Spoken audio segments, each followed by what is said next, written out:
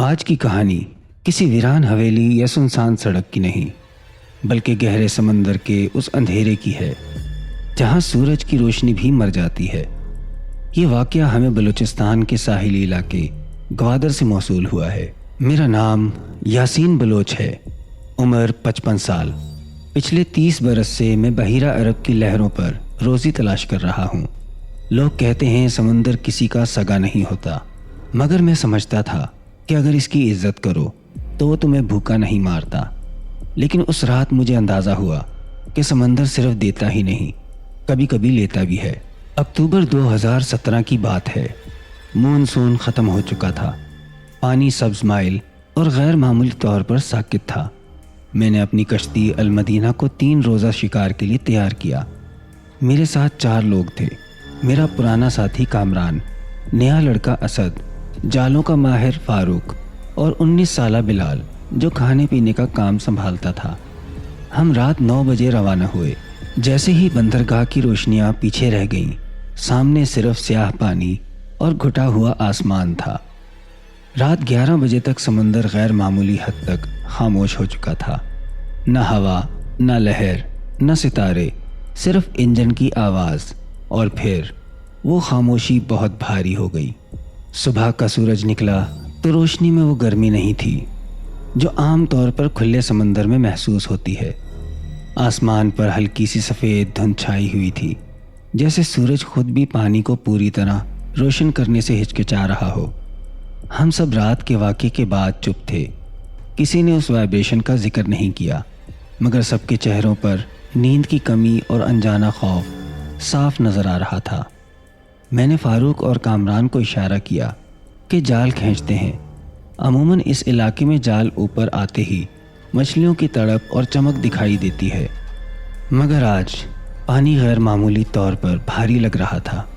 ونچ کی آواز سست تھی، جیسے جال کے ساتھ کوئی وزن اور بھی لگا ہو۔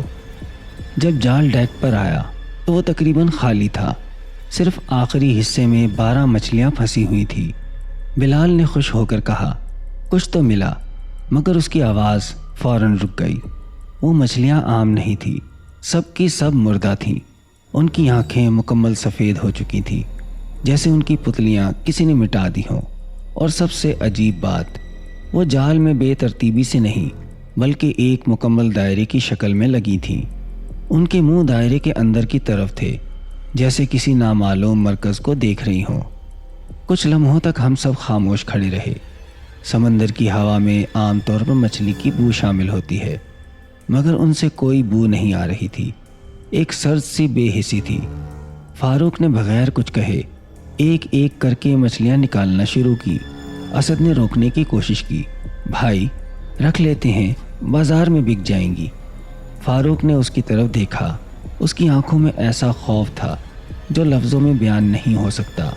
وہ بولا، یہ شکار نہیں ہے، یہ پیغام ہے۔ یہ کہہ کر اس نے سب مچھلیاں واپس سمندر میں پھینک دیں۔ دن بھر کوئی بات نہیں ہوئی، نہ کسی کو بھوک لگی، نہ کسی نے ہنسی مذاق کیا۔ سمندر کی سطح ہموار تھی، جیسے کسی نے اس پر شیشہ بچھا دیا ہو۔ کبھی کبھار پانی میں دور کہیں ہلکی سی چمک دکھائی دیتی، مگر جب ہم غور سے دیکھتے تو کچھ بھی نہ ہوتا۔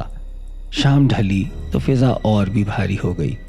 میں نے محسوس کیا کہ کشتی کے ارد گرد پانی کا رنگ گہرا ہو رہا ہے، جیسے نیچے کوئی سایہ گردش کر رہا ہو۔ رات 10 بجے کے قریب بلال نے کہا، استاد آپ کو بھی لگ رہا ہے نا کہ کوئی ہمیں دیکھ رہا ہے؟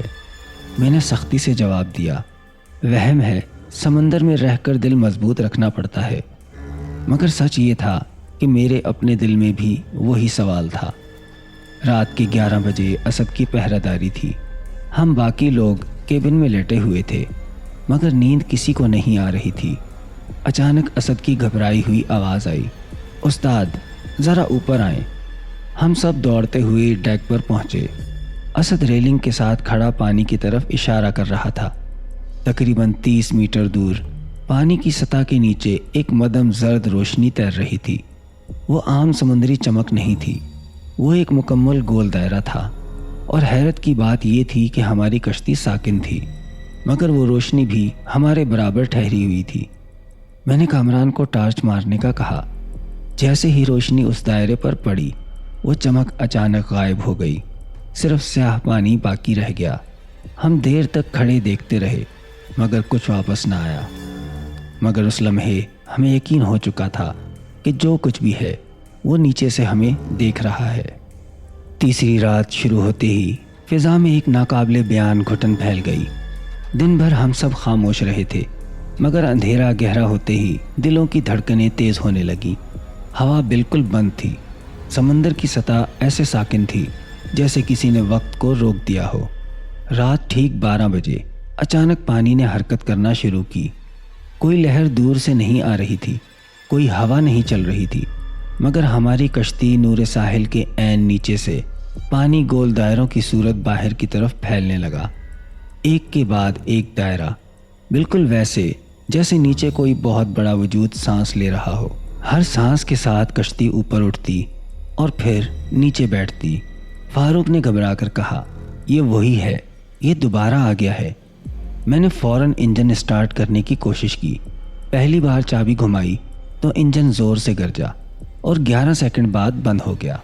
दूसरी बार वही हुआ। तीसरी बार मुकम्मल खामोशी छा गई।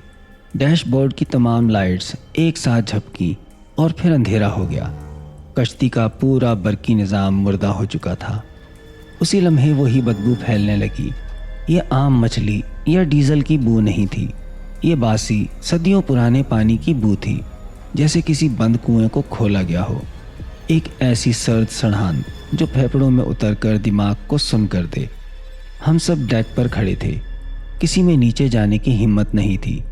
पानी के नीचे वो जर्द रोशनी दोबारा नमूदार हुई, मगर इस बार वो दूर से नहीं, वो ऐन हमारे नीचे थी और तेज़ी से ऊपर आ रही थी। जैसे जैसे वो करीब आ रही थी उसकी चमक बढ़ती जा रही थी। हमारे चेहरे नीचे से रोशन हो रहे थे और एक दूसरे के साए दीवारों पर अजीबोगरीब शक्लें बना रहे थे। पानी उबल नहीं रहा था मगर उसमें झाग बन रही थी। वो झाग सिर्फ उस दायरे के अंदर थी, उसके बाहर समंदर बिल्कुल साकिन और स्याह था। कश्ती एक तरफ झुकने लगी। कामरान चीखा, हम पलट जाएंगे।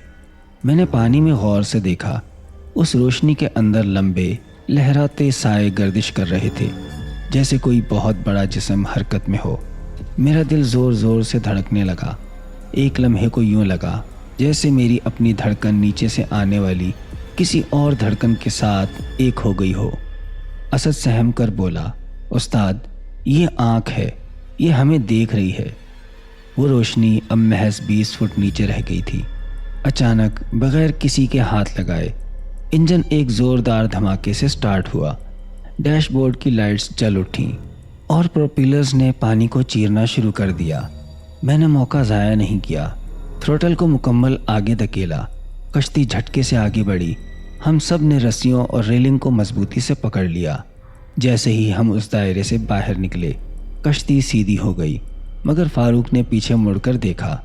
बाद में उसने बताया कि जैसे ही हम फासले पर पहुंचे वो जर्द रोशनी पानी से बगैर किसी शोर के ऊपर उभरी। ना कोई छींटा, ना कोई आवाज़, बस एक खामोश सतून की तरह जो फिज़ा में मुअल्लक रहा, फिर आहिस्ता से वापस पानी में समा गया और समंदर दोबारा वैसा ही साकित हो गया। इसके बाद हम सब खामोश हो गए और आखिरकार किमाड़ी हार्बर पहुँचे।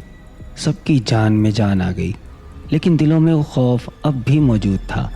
मैंने फ़ौरन कश्ती बेच दी। फारूक, सलीम और नूह ने भी अपने अपने रास्ते बदल लिए। कोई दोबारा उस समंदर के उस मकाम पर जाने की हिम्मत नहीं कर सका। मैं अब साहिल पर नौजवान माहीगीरों को तरबियत देता हूँ।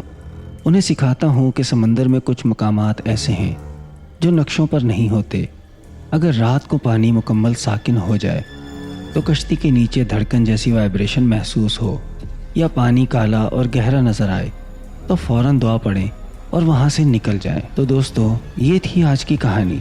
अगर आपको कहानी पसंद आई हो तो हमारे चैनल को लाइक सब्सक्राइब करना मत भूलिएगा, क्योंकि हम आपके लिए ऐसी ही मज़ेदार कहानियाँ लेकर आते रहते हैं।